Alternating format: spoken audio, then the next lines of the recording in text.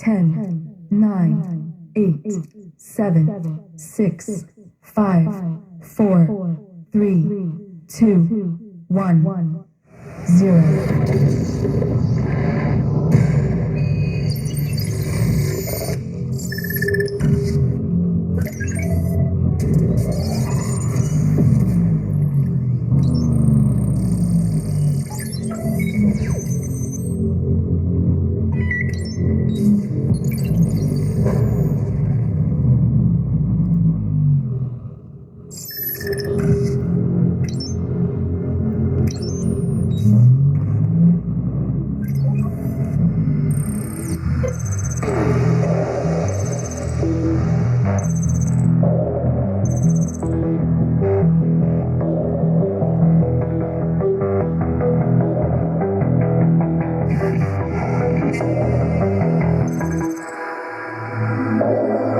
Today, we hold the future in our hands. The transformation of district energy in the region is our responsibility.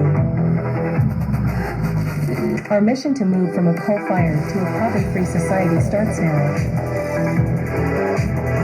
Welcome to 2022 International Conference. Welcome, future.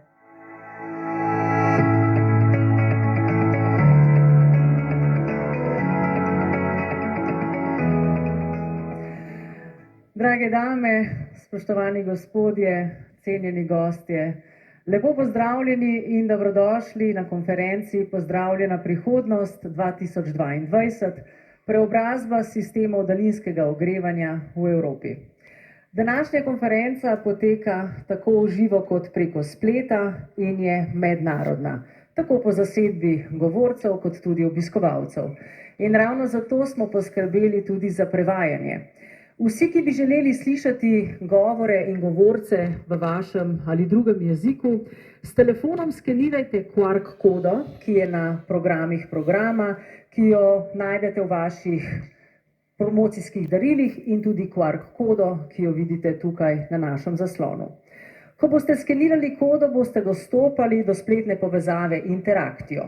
Sprva potrdite dovoljeno lokacijo in nato na zaslonu vpišite kodo Welcome 22 Velcome 22.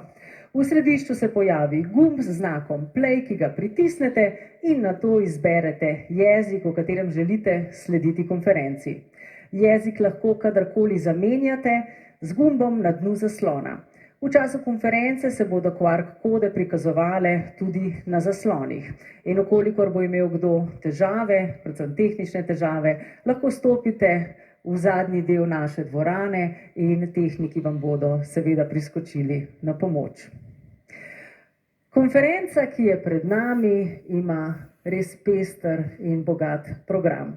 Kot govorce smo v goste povabili predstavnike Evropske komisije, Evropske investicijske banke, pristojna ministrstva, deležnike iz drugih mest, regij, držav in strokovnjake, saj si želimo slišati njihova mnenja in izkušnje. V sklopu konference bomo predstavili tudi nov projekt Energetska pisarna, s katero bomo zagotovili vse več informacij za vse prebivalce Šaleške doline. Mestna občina Velenje je na pomembnem razpotju, saj je pred izredno zahtevnim obdobjem prestrukturiranja, ki poleg izzivov predstavlja tudi možnosti za razvoj. Mestna občina Velenje stremi k celostnemu zelenemu prehodu in ponosni so, da so bili izbrani v Misijo EU 100 podnebno nevtralnih in pametnih mest. Intenzivno pripravljajo razne projekte, aktivno sodelujejo v različnih delovnih skupinah, tudi na nivoju Evropske unije, da bodo lahko izpeljali kakovostno in pravično prestrukturiranje regije.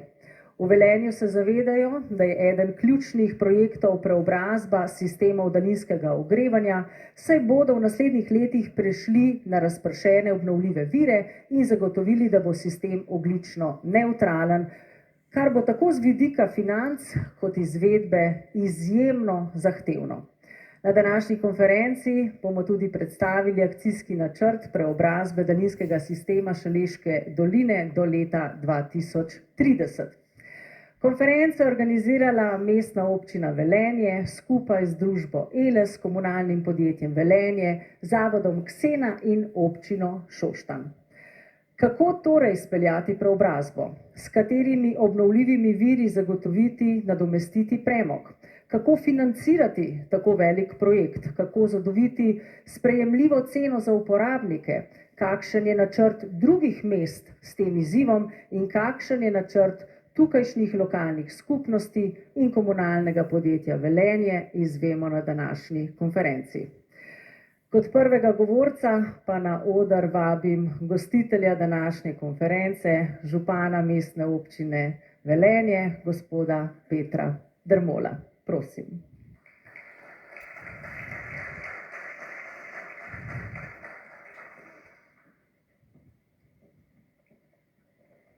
Izvolite.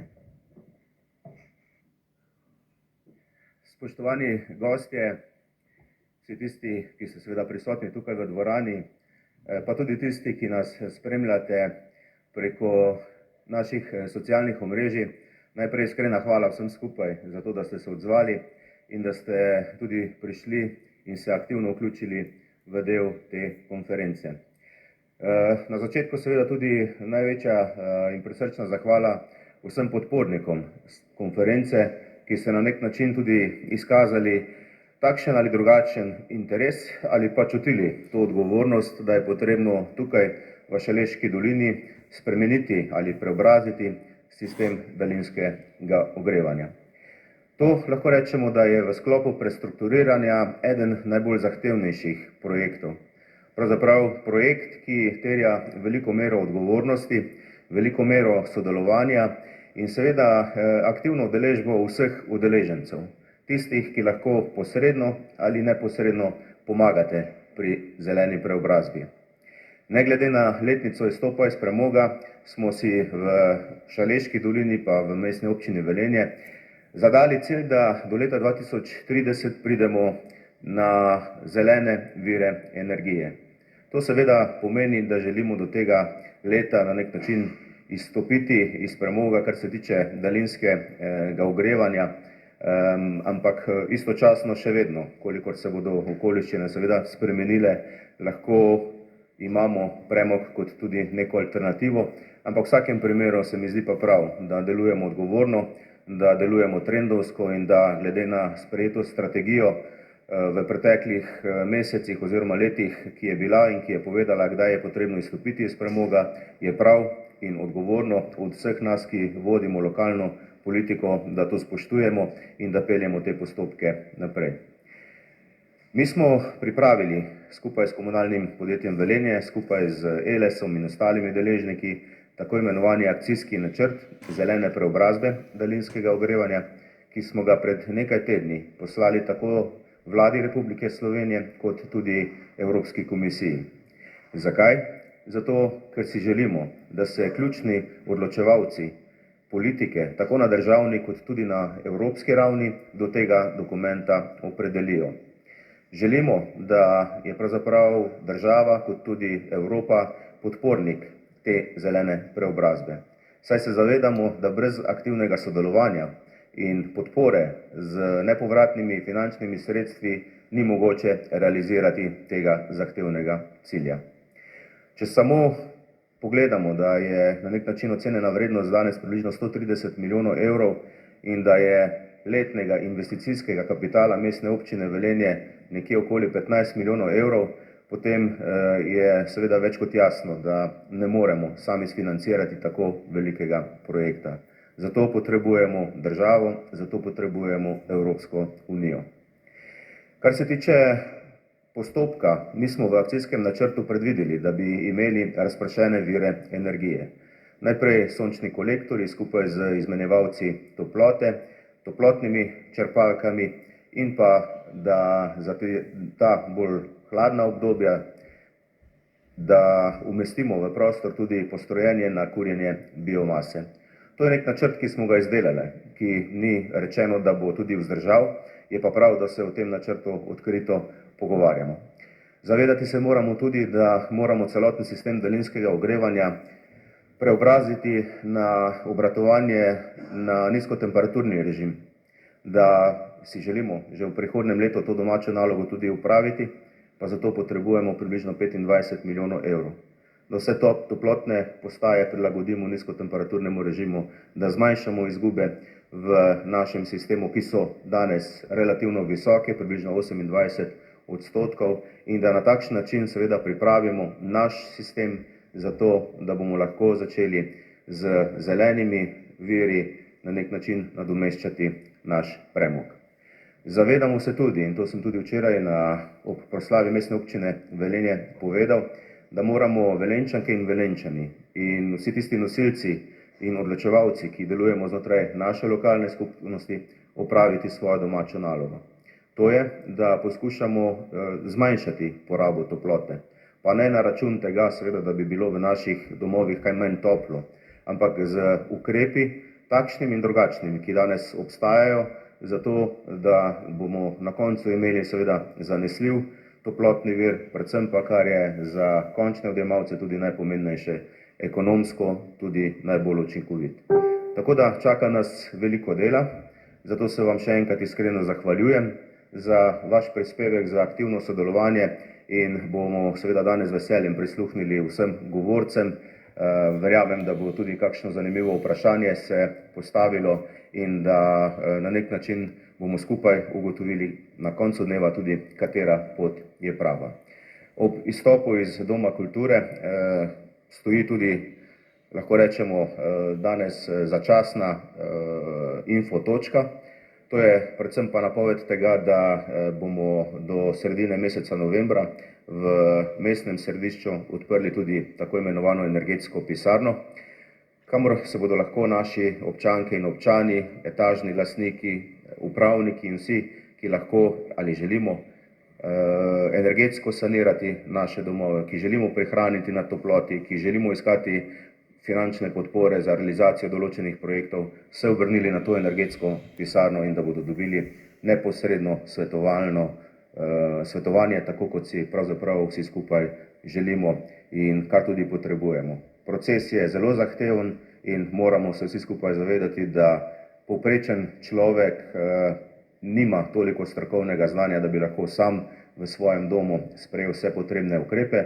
Zato je prav, da seveda naši javnosti in vsem interesentom ponudimo tudi to možnost. Hvala lepa še enkrat za vaš obisk in predvsem čim bolj učinkovito delo, ki je pred nami, z čim več pozitivne energije in verjamem, da tudi uspešnimi zgodbami, ki bodo pokazali Šaleški dolini, katera smer je prava. Hvala lepa.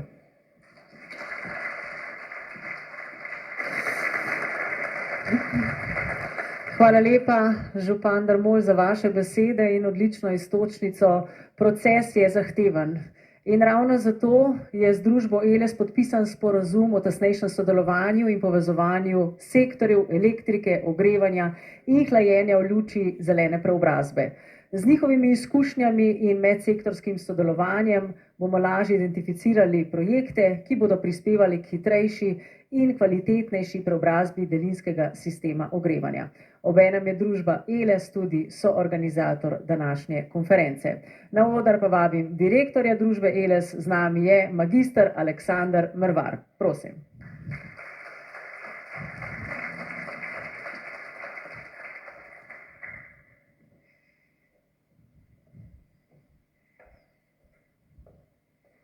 Pozdravljeni.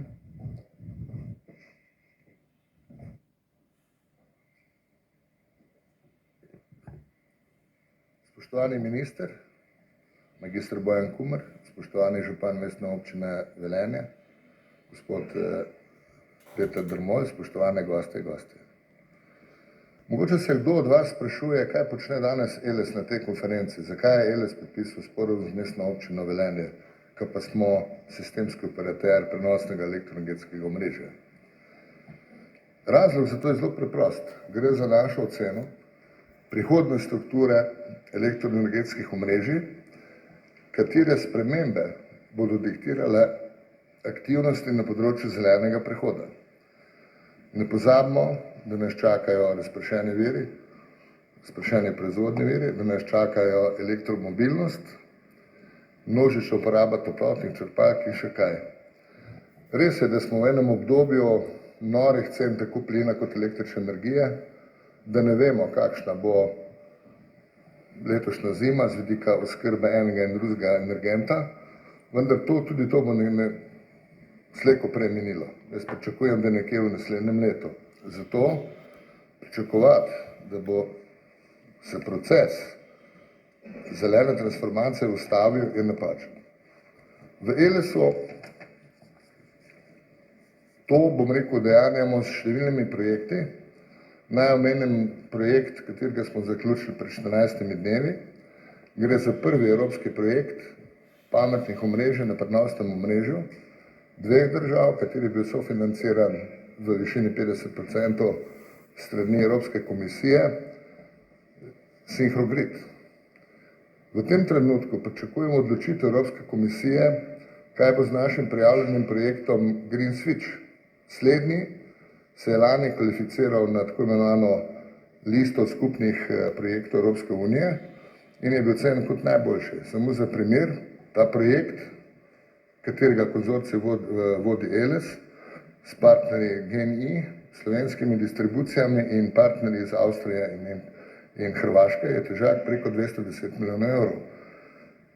S tem projektom bomo nadgradili to, kar smo naredili s Sinhrogrid projektom in pripravili prenosno mrežo na vse izzive, ki nas čakajo v prihodnje. Že leta 2020 smo pred ali pa sočasno z pojavitvijo korone, se pravi pandemije, smo razmišljali, kaj se bo dogajalo v omrežju v prihodnjih letih. Množična implementacija toplotnih črpalk je lahko večji problem za elektroenergetsko mrežo kot pa na primer električna mobilnost. Specifika porabe električne energije za toplotne črpalke vemo, kdaj je koncentrirana, v večernih urah, in to lahko povzroči enormni dvig konic porabe, zato je treba vlagati številne napore, kako v prihodnosti te konice na nek način znižati. Družba ELS in Mestna občina Velenje sta že leta 2021 podpisala dogovor, kjer smo definirali pristojnosti enih in drugih, ravno s ciljem, da skuša ELS s svojim znanjem pripomoč tudi na projektih, kateri niso elektroenergetski projekti. V ELS imamo dva fokusa. Medsektorsko delujemo na področju transporta in daljinskega ali pa nasplošno, če lahko rečemo, ogrevanja. In z vsemi temi aktivnosti sem optimist, da bomo uspeli dodati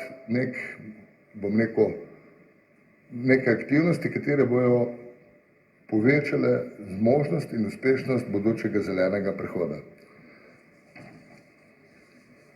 Družba ELS vidi daljinske sisteme ogrevanja 4. in 5. generacije kot hrbtenico omenjene transformacije. Primer reševanja te situacije, o kateri je povedal precej pred menoj župan Peter Drmol, ima lahko pomembne implikacije tudi na ostale projekte v Republiki Sloveniji.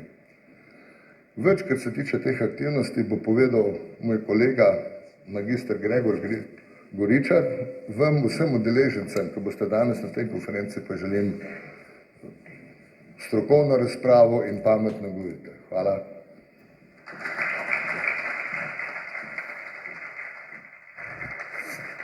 Najlepša hvala za vaše besede. Prav gotovo pa nas vse zanima, kako pristojno ministrstvo gleda na celotno situacijo, kakšni so načrti glede preobrazbe daljinskih sistemov ter kakšni so načrti Ministrstva za infrastrukturo za obvladovanje stroškov ogrevanja, ki naraščajo. K besedi vabim ministra za infrastrukturo, z nami je magister Bojan Kumer. Pozdravljeni.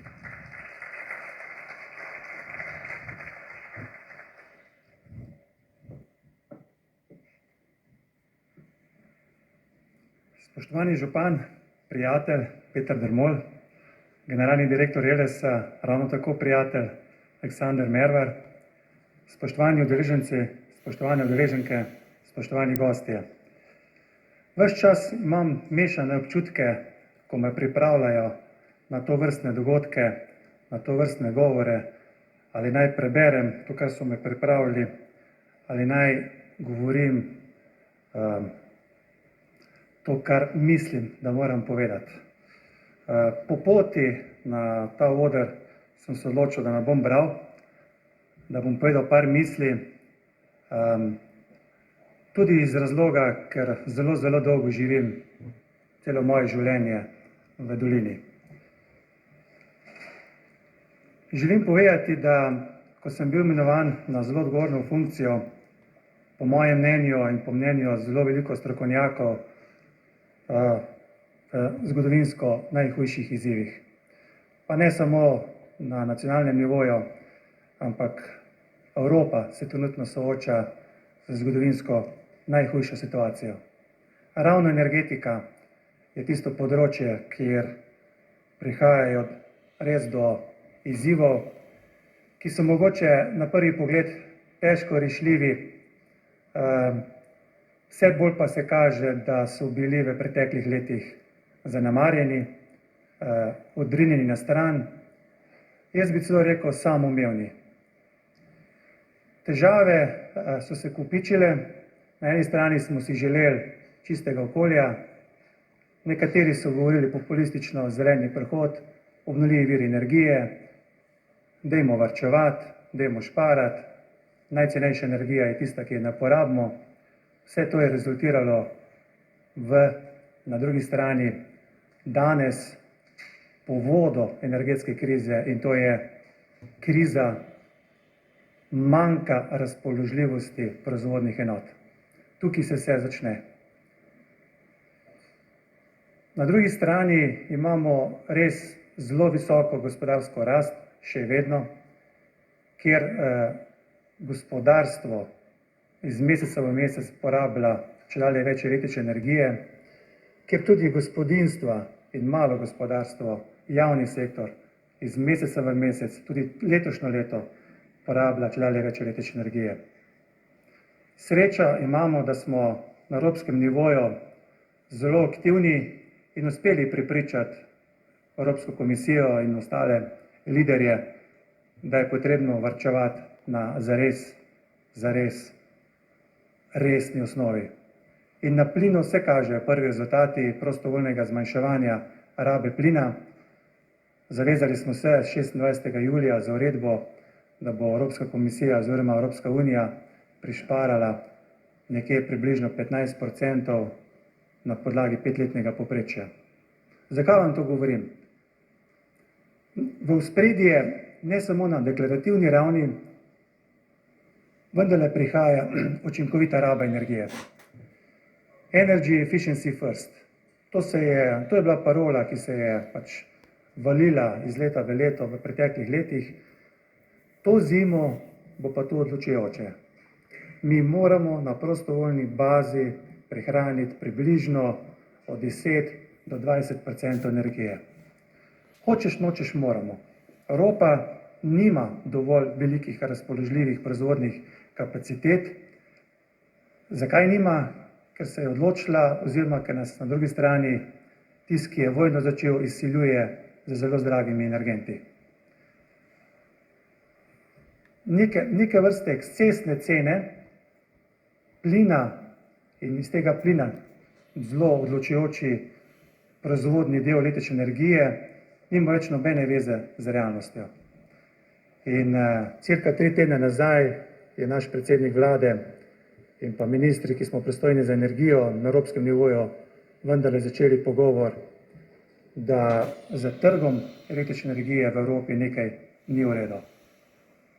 In res ni v redu. Ostali politični odločevalci so vendarle spoznali, da cena 1000 evrov, 1300 evrov nima več nobene veze z realnostjo. In da to ne samo, da že pri 3-krat nižji ceni, 4-krat nižji ceni ne preživi nobeno gospodarstvo, kaj šele pri takih cenih. To so popolnoma napačni signali. Zavzemam se na evropskem nivoju, da če so se fundamentalni podatki spremenili, če se je vse, kar se je lahko, se je spremenilo, in to v manj kot leto dni, da potem se mora spremeniti tudi trg električne energije.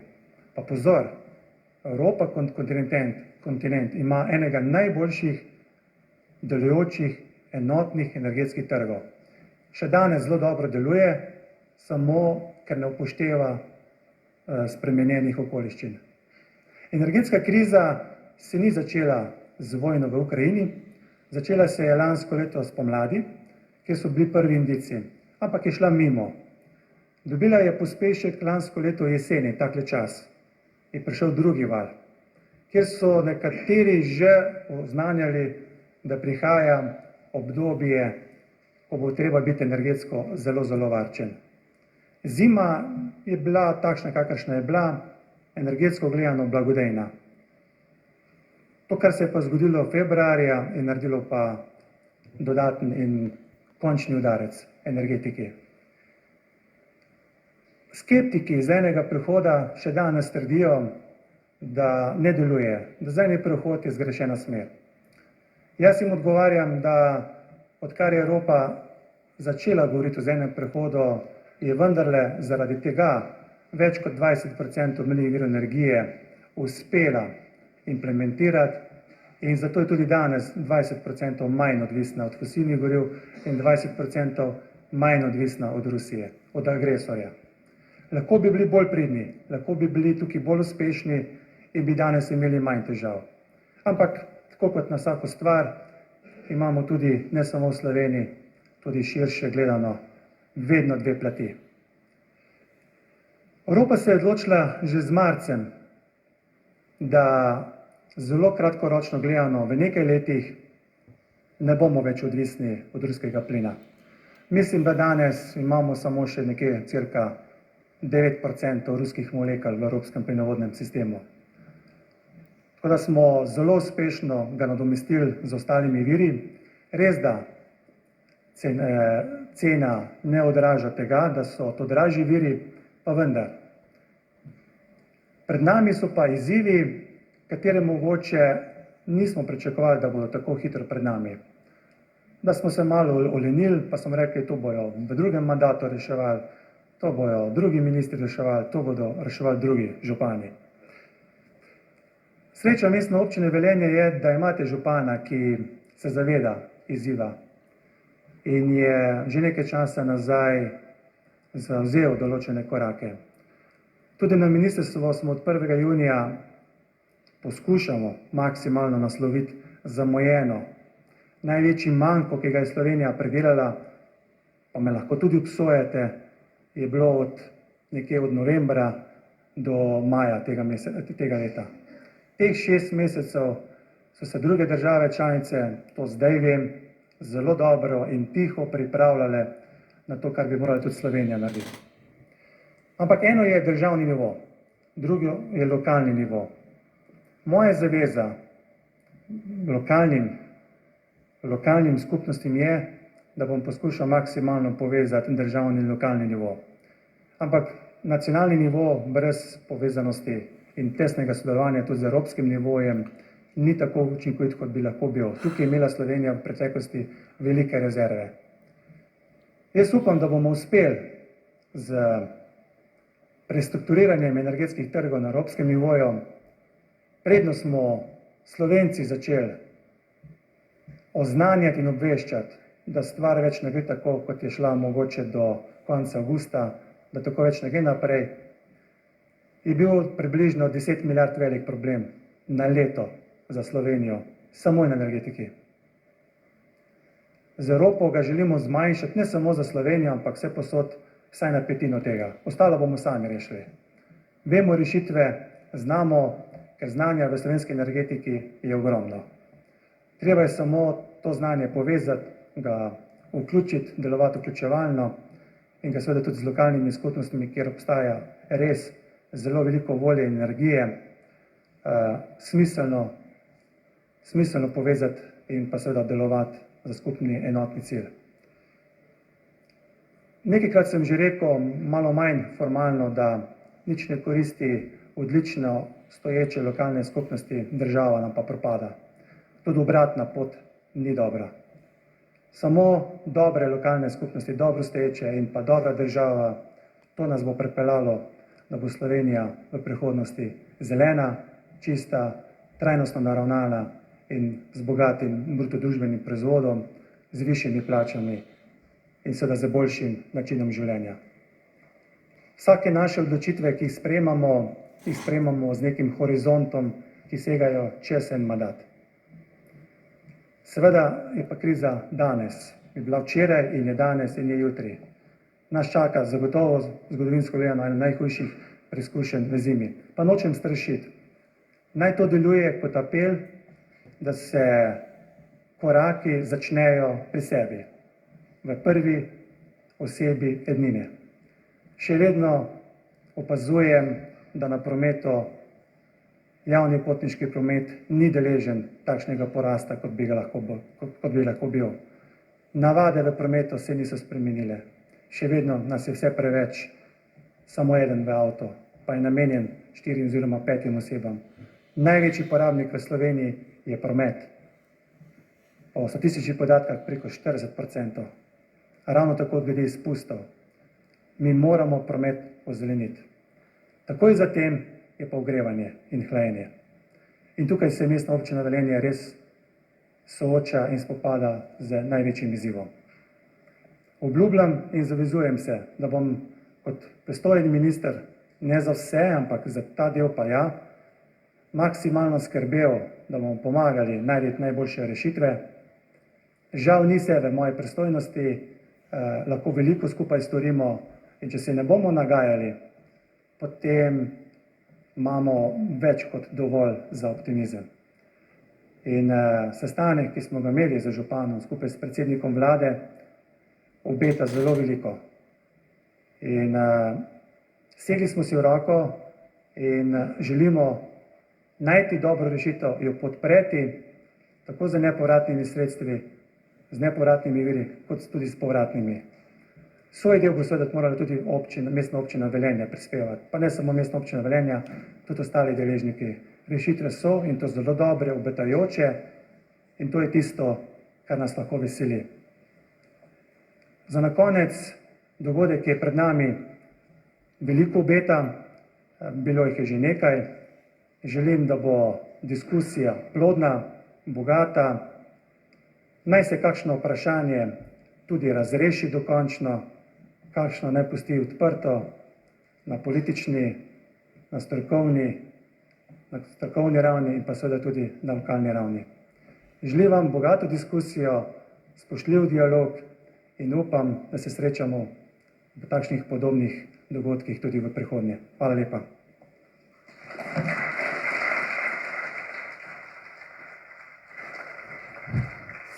Najlepša hvala, minister, za vaše besede, spodbude, prizadevanja in obljube za prihodnost. Pred nami je prvi panel, ki je namenjen predstavitvi stališč in pogledov predstavnikov Evropske komisije. Pariški sporazum obvezuje vse države članice, da do leta 2050 postanemo ogljično nevtralne. Pa je Evropa pripravljena na zeleni prehod? S čim se bo nadomestil premog, s katerimi obnovljivimi viri? Ali bodo dodana sredstva namenjena za zeleni prehod ali nas čaka energetska revščina? Naslednje predavanje je v tujem jeziku in naj vas ponovno spomnim, da če želite, lahko vzamete prevod in v miru poslušate predavanje. QR kodo najdete na listih, ki so v vaših darilnih vrečkah. K besedi pa vabim predstavnika Generalnega direktorata za regionalno in mestno politiko, kjer skrbijo za strateške dokumente, ki so podlaga za črpanje tako kohezijskih sredstev, kot sredstev iz mehanizma sklada za pravični prehod. Naš govorec je izkušen uradnik na področju politike podnebnih sprememb, ki dela v Evropski komisiji in se osredotoča na energetski prehod stališča kohezijske politike. Z nami je magister Luis Galjano Bastarika. Welcome. Najprej bomo poslušali predstavitev, približno 15-minutno, nato pa bo na vrsti nekaj minut za vaša vprašanja. Welcome, the word and the stage is yours, please.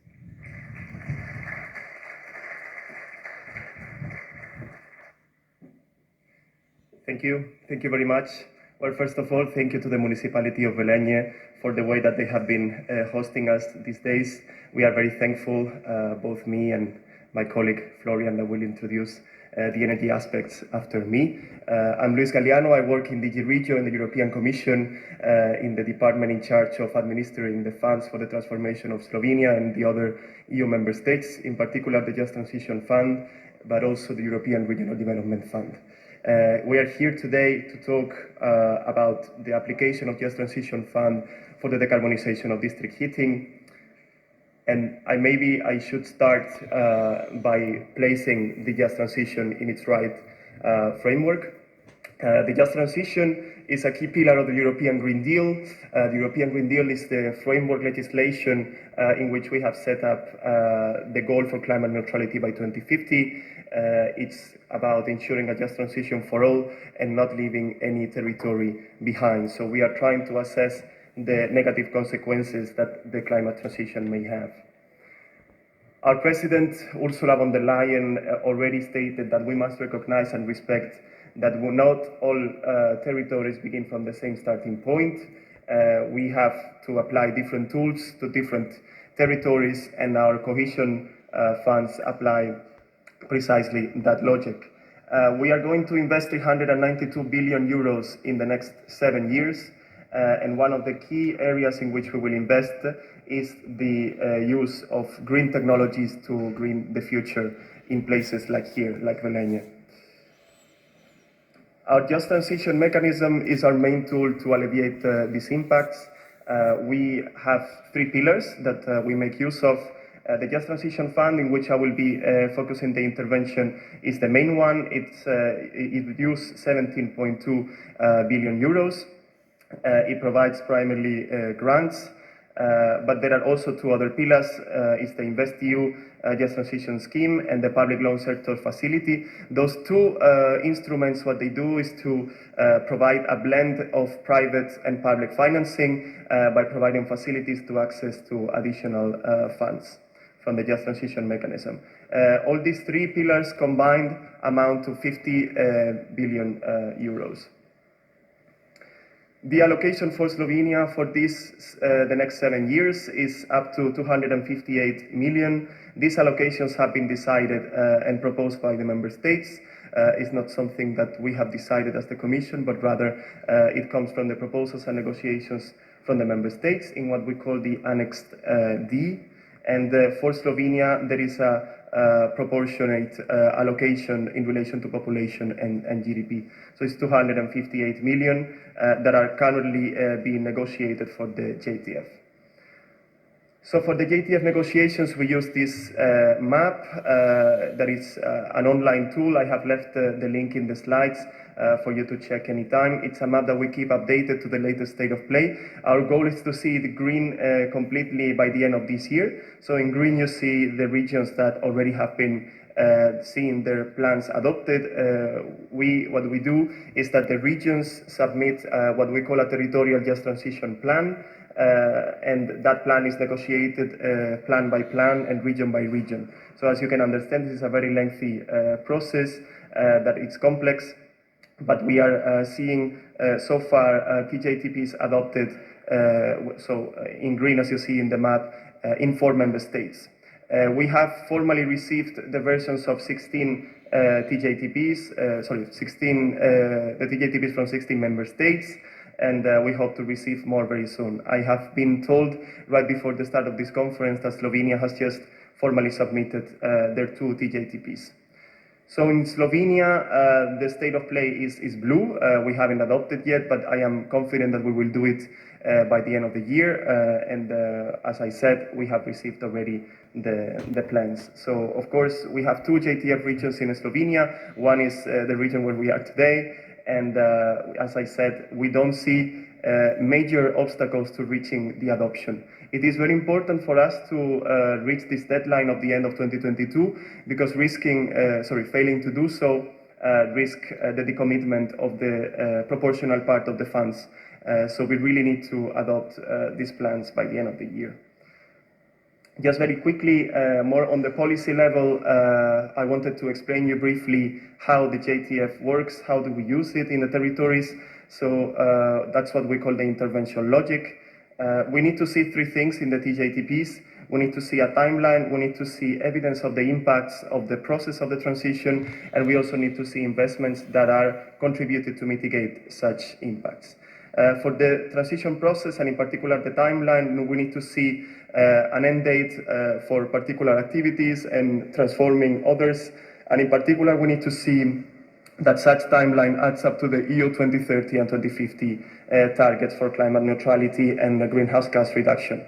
That has to happen at the level of the concerned territory, so in the case of Slovenia, these two regions, and there has to be social, economic and demographic impacts stated explicitly in the TJTP. We need also to see investments that are applied to alleviate those impacts, and in particular, but not only, we can invest on SMEs, we can invest on reskilling of workers and economic diversification, but also, and that's important for the case we have today, also district heating among other activities. So we are in a coal region that we had the pleasure to visit these days, including the coal mine. And for coal regions in particular, like this one, we need to see phase-out plans that are clear. So far, this hasn't been a problem in the documents that we have been seeing, but it is important to state that we need to see an explicit end date for the particular case of coal, in line with the climate neutrality trajectory that we are setting up, that we agreed among EU member states. So the territorial just transition plans should describe the transition towards that end date with also intermediate milestones. And in the case of Slovenia, we received already a committed end date of coal at the country level by 2033. We are aware of the current situation, and maybe we can reply to the questions later if you have them, which we will bundle together with Florian. But basically, we need to see that end date and also the steps, and we understand that the current situation might alter such timeline, but it shouldn't in any case delay such end date, and that has to be stated in the TJTP. So for the case of the Šaleška Valley, just a quick slide. The decarbonization of the lignite-based district heating network is particularly important. We know that there are two thermal units at the Šoštanj Central Power Station, and in particular we were looking at suggestions. I know that my colleague Florian will explain more of it, but we see a lot of different options and opportunities to decarbonize and substitute such source of heat and comfort for the local people. We are aware of how important this process is at the local level. These are just options that we have seen in the programming of similar projects all over Europe. So there are projects on the use of electric heat pumps that are powered by renewable electricity of any kind. There are also the use of geothermal heat pumps, making use of the existing mining infrastructure that is already in place. There is an example of this in Vienna, not related to mining, but to the direct use of geothermal to power a district heating network. And as a least preferred option, we have also seen the use of bioenergy. We say least preferred option because bioenergy, even if it's renewable, also comes with some air quality concerns, and that can also have an impact at the local level. JTF, our fund, can help in alleviating the impacts from closing the coal mine and the power plant. We can invest directly in the people and the territory affected by the transition, but for this we need to respect our own regulation, and there we have one article, that is Article 9, that has the fossil fuel exclusion. So for our assistance to come, we need to count on projects that will be 100% renewable into the district heating network. That's why we provide this option, because it's what we also would like to see to be able to assist you in your transition. Other funds, of course, not only JTF. JTF is not the only instrument that you can use to achieve this.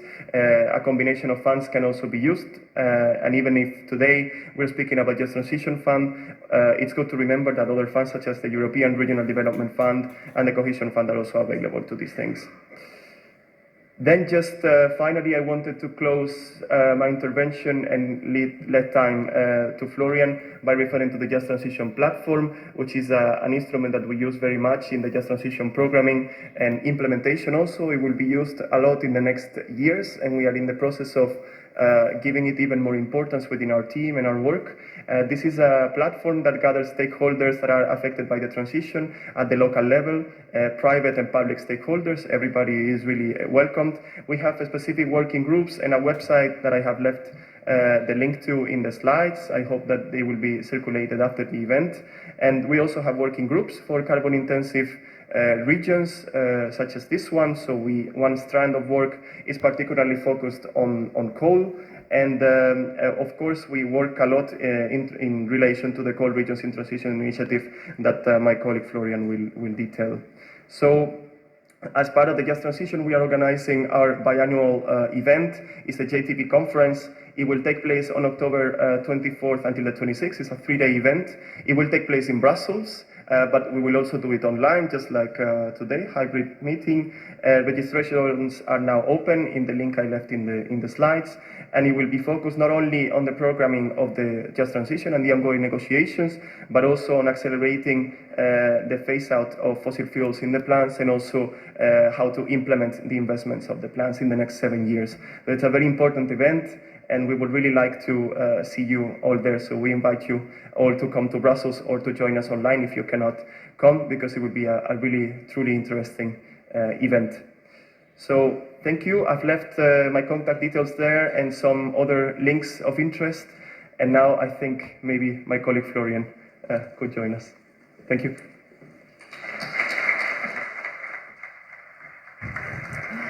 Thank you very much. Hvala lepa. Torej, iz režije so mi sporočili, da bodo vprašanja na koncu naslednjega govorca, tako da skupaj povzameta odgovore, ki jih boste seveda vi zastavili. In naslednji govorec je predstavnik Direktorata za energetiko, ki se ukvarja s premogovnimi regijami v Evropi in zelo dobro pozna tudi situacijo v Sloveniji.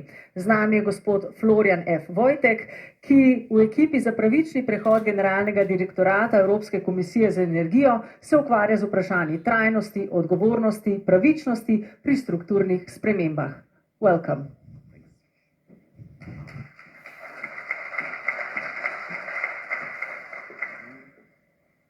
Good morning, ladies and gentlemen. Peter, Minister Clement, thanks a lot for having us. Thanks a lot for giving us the opportunity to share our views from the European Commission with you, that you are the experts in the regions we are looking at, and of course you are the experts when it comes to reform and refurbish the district heating network here in the city of Velenje and the city of Šoštany.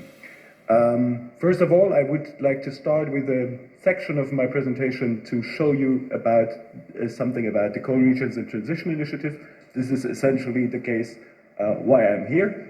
Then I would switch to the district heating and the more specific and more technical questions, and then of course I would like to end with a few words on how we support cities in their transition challenge.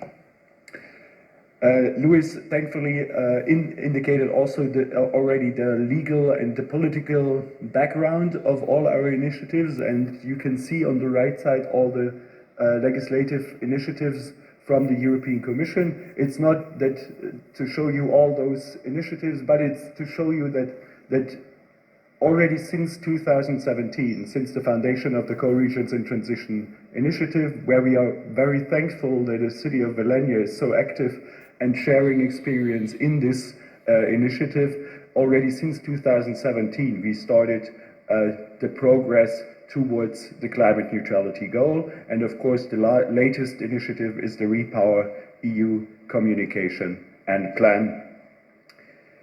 This is the policy background, and you can see that the initiative is directly linked to the phase out of coal or solid fossil fuels, meaning also peat and oil shale, which is relevant in Finland, Ireland and Estonia, but the most dominant part of it is of course linked to coal regions.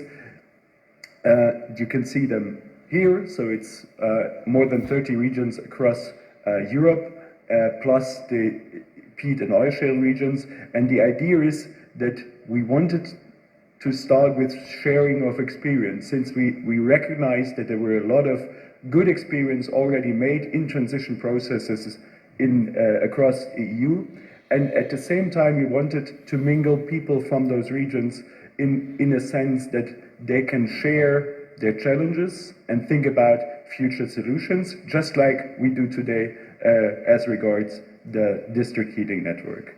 How do we do that? One is first organizing meetings, most dominantly in Brussels, and the invitation has been already expressed by Louis, so the next event will be in a hybrid format in Brussels end of October. All welcome to join us, and we are really glad and also a bit proud that the city of Velenje will be present and will present its experience in the transition journey.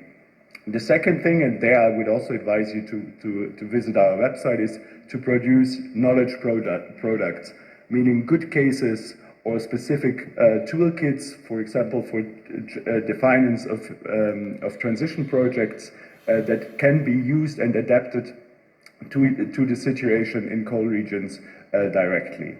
And the third part, and there is another call just to be opened in mid-October, is the START technical assistance facility that is directly providing technical assistance and advice to coal regions. And I warmly invite you to apply also to this. 15th of October will be the opening of the tender, and it will be the call will be open until the end of December. One thing we wanted to address as well is the direct exchange between practitioners, and we are thankful that the city of Velenje took the opportunity and we founded an exchange program where practitioners from regions, in this case Romania, Slovakia and Slovenia, mingled and met in Slovakia for an exchange. And there is another call just opened. So if you want to apply for this opportunity, welcome to do so. And you can also ask the representatives of the city of Velenje how the experience was, and I hope it was a good one. What is the things we do at the moment? Of course, we still need to adapt to the policy framework, which is, of course, the Just Transition Platform and Fund.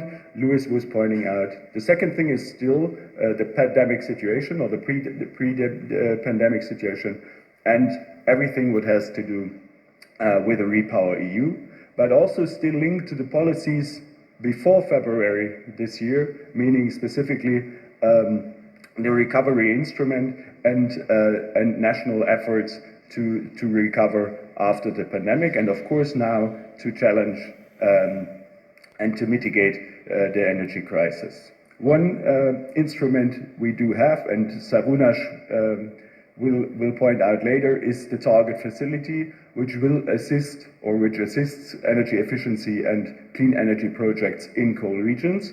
So this is one advisory instrument that might help coal regions in transitions, also the region here, as we saw a very good application as well, and we're glad that we could support this region also through this facility. I pointed out the Exchange EU call and the START call, and we have a sister initiative for the coal regions in transition initiative with the Western Balkans and Ukraine. So also there you can adapt. Also the twin cities of the city of Velenje have been active on that platform.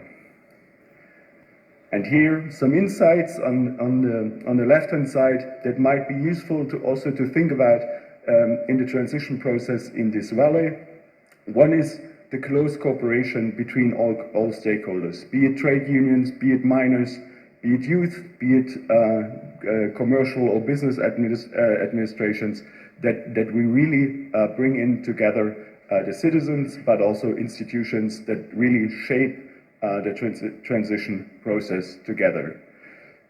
Land use rehabilitation and connected to clean energy might be an option here as well. And of course, how can we make use of the infrastructures that are already there, linked to the energy production, use and storage. And as also Louis pointed out, we might need some reskilling and upskilling efforts, not only for those that are still employed in the power plant and mine, but also for the youth, so the coming generation. And to end this part of my presentation, what I saw and what we saw yesterday in the mine, but also while visiting Velenje, is that we see a strong dedication by the political leadership, so Peter, by the administration, but also by the people of this region. So we see Velenje being very well equipped in this journey towards a just transition and to deliver it here in the valley. Now a bit more technical topic, and how can we really how can we shape the future district heating network here in the valley. As you can see, and the number is a bit old, but it's unfortunately it didn't change a lot. Renewables so far only have 1/3 in the district heating supply mix in the European Union. This is compared to our ambition, very low, and also it's compared to the opportunities renewables in the district heating and cooling networks have very low.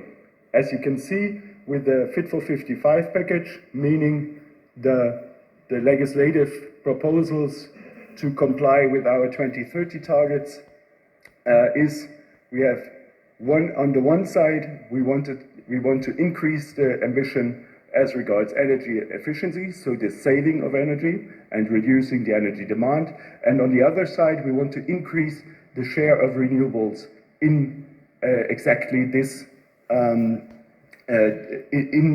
the energy mix, which means, as you can see, the black numbers, this is where we are, and the bluish numbers is where we want to go. And you see that there is still a lot of opportunity, but also a lot of challenge to get there. With Repower EU and the goals that are connected to it, this ambition even increased more compared also to the Fit for 55 proposals, meaning that we want to increase the renewable energy target in the energy mix from 40 to 45%, and the increase in energy savings, so the demand side, from 9 to 13% by 2030. As you know, we're also talking about investments in the energy system, and investments take a bit of time, so 2030 is not that far away as it might seem. How do we do it in the proposal of the Renewable Energy Directive? One is district heating and cooling, and how can we increase the share of renewables in this. This is on the left side of the slide, and on the right side we see that the buildings and the systems that are already there need to be more efficient to save energy while we transform the energy system. Because if you invest in the renovations of the buildings that are connected to the grid, if you invest in the efficiency of the grid, then other solutions, specifically renewable energy solutions, come into place and can be applied.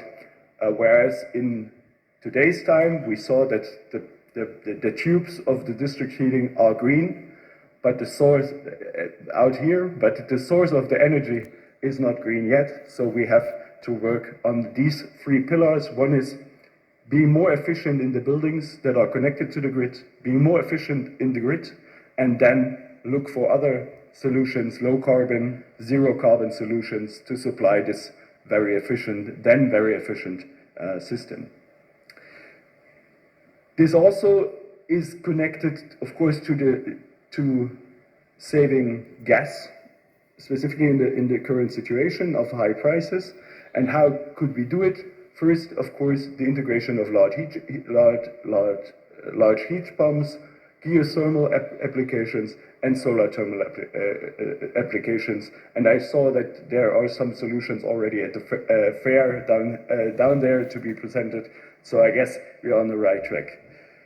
This is a bit of where we're coming from. So I would say that Velenje, the district heating network of Velenje, is somewhere a bit more on the left side of this chart. How do we look at district heating networks in the future? And this is the right side, and this is what we should look for. It's an integrated network that is also sector integration, that is also incorporating sector integration efforts. It's relatively smart, it's clean energy based, renewable based, and it's highly efficient. So if we look at the transformation of the district heating network here in the valley, then we would propose to focus on to have a fourth generation district heating network. But there is, and Louis pointed it out before, there is already some solutions applied that work, that might be useful also for the discussion here. So for example, in the middle, the city of Mieres in the region of Asturias in northern Spain, they had a shaft from a former coal mine producing relatively stable water temperatures around 23 degrees, and combined with a heat pump, they supply a campus of the university, a large hospital, and some housing exactly with heat that is 98% renewable. And such other examples, and this example from Vienna, show that we can combine both the integration of different sectors in the energy system and having like the district heating network as the heart or the center of this approach. Here you can see that based on renewable electricity, we have one, and this is the downside of the lower part of the slide, directly serving the citizens in their daily needs, be it transport, be it heating, be it electricity, and at the same time using electricity and the connection with a heating grid as also a storage opportunity. A bit more complex is that case from Espoo in Finland. You see that from the left to the right, the decrease of CO2 emissions in their district heating network, and from left to the right, like upwards, you see the different applications they use: large wastewater treatment, large heat pumps, smaller heat pumps for individual housing, geothermal sources, of course, solar PV, solar thermal, and geothermal. So here you can see, and also with this chart, which is also very complex, but you can see that driven by AI or smart applications, this district heating network is, while evolving over time until 2030, is getting more and more energy efficient, and at the same time reducing the output of CO2. And here you can see that we would potentially look for a modular solution that is not only based on one source of heat. And to finalize my presentation, one thing, and this is also has been also pointed out by Louis, one thing is that we would like to see, or we want to see, a clear ambition towards climate neutrality. And we are glad and we are proud that the city of Velenje committed to the mission on climate neutral and smart cities mission, and is one of the 100 cities across Europe that are committed to be climate neutral by 2030. And the European Commission and its services stand ready to support those 100 cities in their mission. How do we do it, or how could we do it? For example, there is, for example, the Smart Cities Marketplace, where we have some applications that are connected to district heating already in place. For example, the Celsius Toolbox and the findings of the Reuse Heat project. And also to bring in not only public money, but also private money. We do have a matchmaking which make it possible for cities that have smart city solutions in mind to find the right partner on the private side to finance it. Thank you very much for your attention, and of course we stand ready for your questions.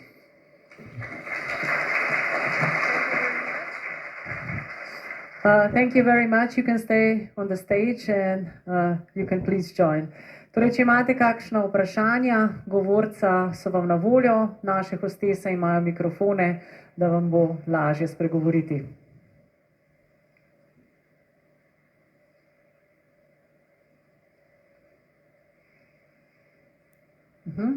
Prvo vprašanje. Boštjan Krajnc, Ksena, se slišimo? Okay.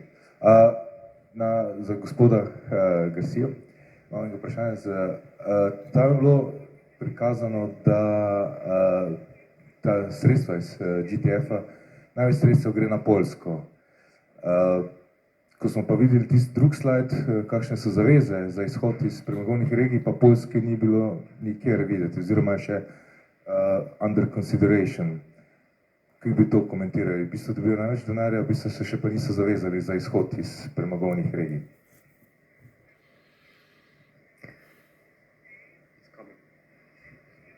Malo počakajmo prevod.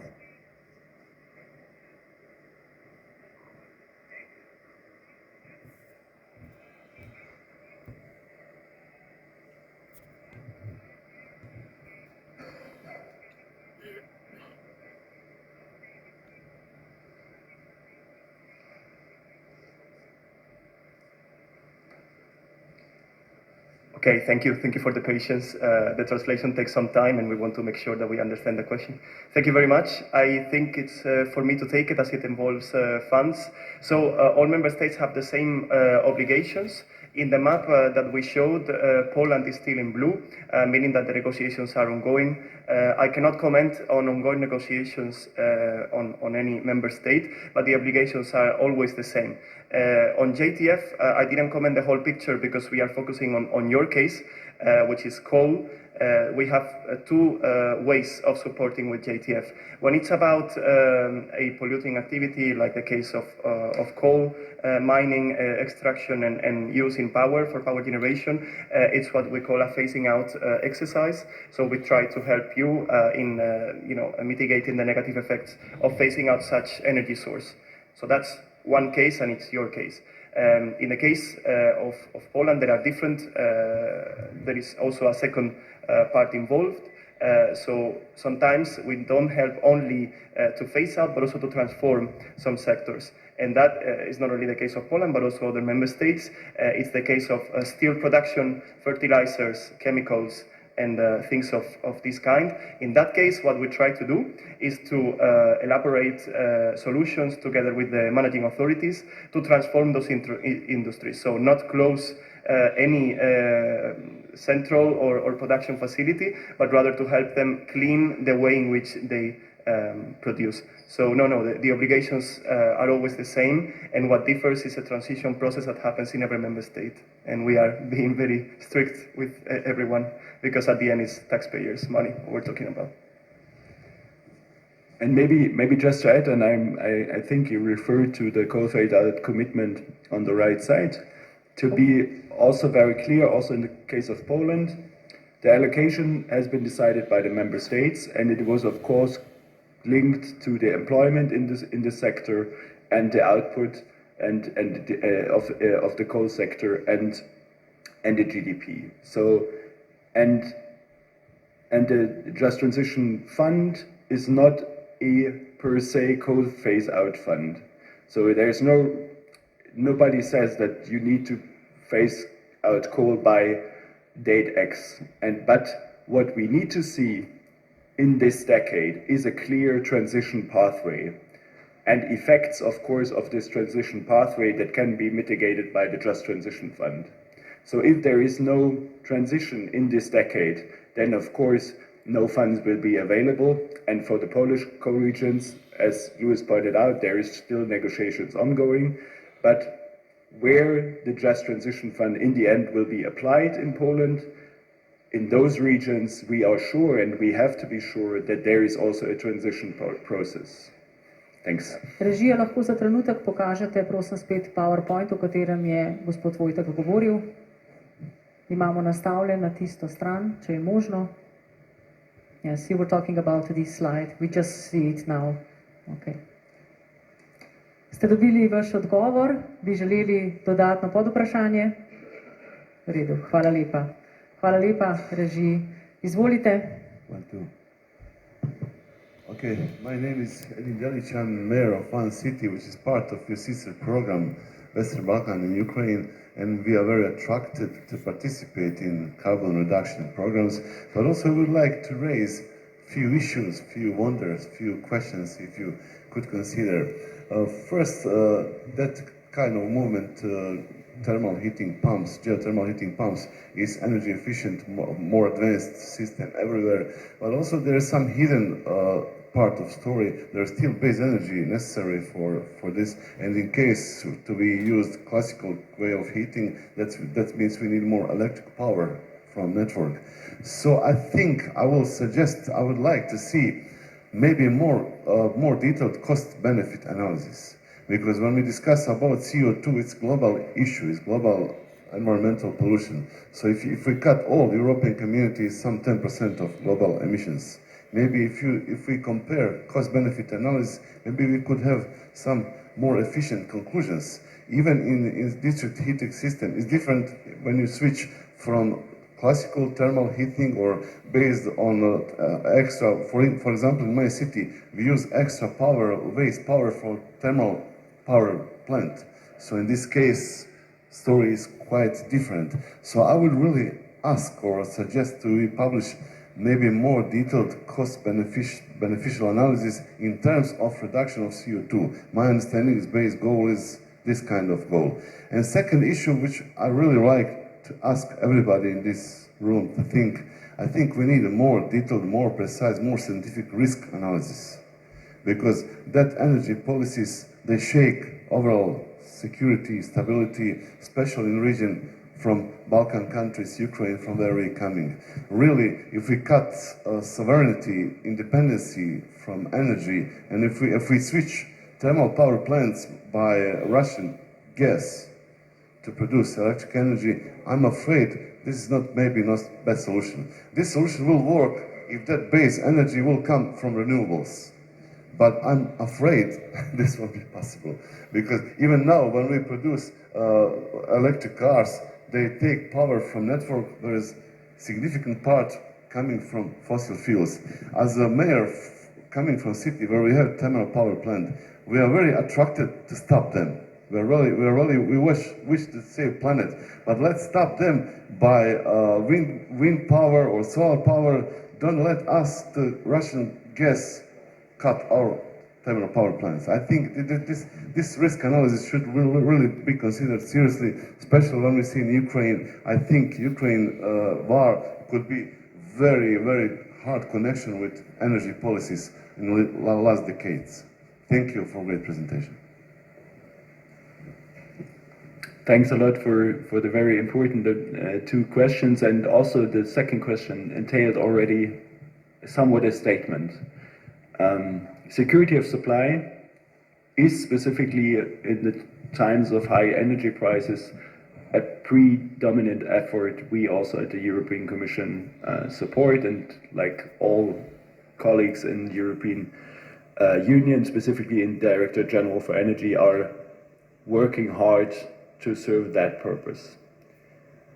But we have to be clear that even in the Fit for 55 package, so before the Russian invasion of Ukraine, we were on the right track to bring in more renewable energy in the system and to find solutions that integrate different sectors. You mentioned mobility, but also others in electricity, heating, mobility to each other, because it's part of the solution, not part of the problem. And what Repower EU is, or the current situation tells us, is that we have to be even quicker in the efforts, because replace Russian fossil fuels is one side of the coin, but the cheaper part, and a more important part of this coin, is saving energy, so being more efficient, and the uptake of renewables. And there we need to be a lot faster, because if we see the merit order of prices in the electricity sector, renewables are way cheaper, are the most cost effective, and you mentioned it with your first question, the most cost effective solution. Of course we see challenges. Storage is a challenge, the grid is a challenge, how to integrate different sectors. But there, and we showcased a bit, and you find out more via the links we highlighted, that there is already across the EU good solutions in place that can be applied. And there is no, I'm absolutely aware that there is no one-size-fits-all solution. And we need a specific solution for all different cases. Also for this valley, for the city of Velenje and the city of Šoštani. There needs to be a modular, a tailor-made solution. But the technologies that lead to this efficient, affordable, and somewhat independent energy system, those solutions are already there. And with the target facility and other support instruments, we try to help regions to apply them to their benefit and the benefit of their citizens. Thanks. Thank you very much. Še kakšno vprašanje? Kar glasno prosim, ker na odru malo slabše slišimo. Hi, my name is Domen Kodric. I'm a student at the University of Ljubljana. Thank you very much for being here and for your interesting presentation. My question is perhaps on a more high level and quite quick. It's how do you see the role of nuclear energy in district heating application, perhaps even the inherently uncertain, of course, technology of small modular reactors? Thank you. Good question and very quick one indeed. The energy mix and the combination of the energy mix is subject to the national level, so the EU member states. So every single national member state decides on their energy mix. And if nuclear plays a role in this energy mix, it's up to the member state to decide. What we see, specifically for the case of district heating, is that we came from a relatively centralized, also from the coal region I'm from, in the eastern part of Germany, we came from a relatively centralized district heating network, mostly connected to a huge power plant burning coal.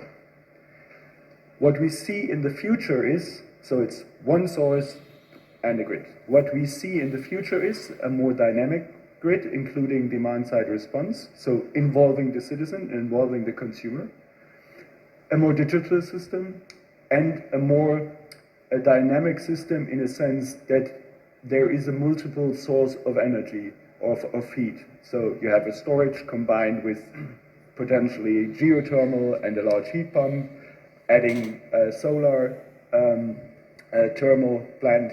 And these are solutions, as I said, combined to the needs of the specific case that are already there. If we start planning a new nuclear power plant now, then I'm unsure when it will be there. And for the challenges we face now and until 2030, I think there are technologies already available that can be applied just now, also with lower investment needs than the nuclear. But as I said, the decision on the energy mix is subject to the member states. Thanks. And if I may complement, because what I see is that there is a sort of message flying around the room that we always see in this type of events and when discussing about energy in general. Energy is absolutely vital for our civilization, our way of working, everything. And we are aware of that. And the notion of risk is something that we take very, very seriously in the Commission. We don't think about anything else than trying to clean the way in which we produce energy while keeping the security for everyone. We are not here, or that's at least we don't want to give you the impression that we are, let's say, selling you a story of renewable energy. We promote it because we think it's the solution to the long term. We are aware that the challenge is to speed up the solutions that we have today that are already right there and are cheap, are affordable, and can bring down the energy bills, while keeping a secure buffer of energy that is stable and reliable. Once that renewable energy will be sufficiently big in our mix, it will become much more stable EU-wide. Right now, the reason why we do not phase out fossil fuels immediately is because we are aware that they are fundamental for many people in the EU. That's why we are trying to achieve a compromise. So the risk analysis is always at the heart of everything we do. And that was just to reply to several questions. Thank you. Thank you. Še kakšno vprašanje?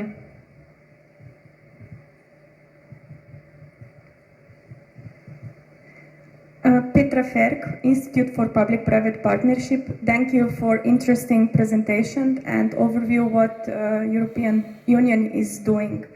I would have a bit challenging question concerning the slide where you said that now the region and generations of district heating, we are more on the left side, and that we would like to come more of the right side of the fourth generation of district heating. So this is very challenging goal, and of course prioritization will need to be done. So I'm asking for your personal opinion. If you were among us in this room as decision maker or stakeholder, what would you focus to do next first? I'm asking for your personal opinion, not official opinion of European Commission. Thank you. Režija, da te lahko prosim ponovno slajd na veliki monitor, da bomo lahko komentirali. That's good that you asked for my personal question, so it makes it easier for me. I would first start with the solutions that are easy to apply, relatively cheap, and bringing the most effect. And I think there we have to start with renovations, and where we can, deep renovations, because it will bring the demand down and also the energy bills of citizens. Secondly, I would go for the refurbishment of the grid, because we realize that we lose a lot of energy while transporting the heat or the cooling efforts from their source to where they are basically needed. And the third thing is then to look for solutions, and then you need less heat or cooling in the system, plus you might need a lower only a lower temperature in the system. And once you achieve this, you can think of a lot of different solutions, and as I said, it might be a modular solution to integrate renewables in the grid, to integrate different types of storages in the grid, depending on the local situation. And of course, you might start here. I think the backup for the district heating is gas-fired. So you might keep the gas-fired backup for a while, but looking to decarbonize the system relatively quickly. And there, I think also for the refurbishment could be JTF that can be used, but for the source, if we invest in sources for the district heating, then they have to be 100% renewable. So I would start first with the relatively easy to apply energy efficiency measures in the building stock. Secondly, the grid. Thirdly, the source of energy.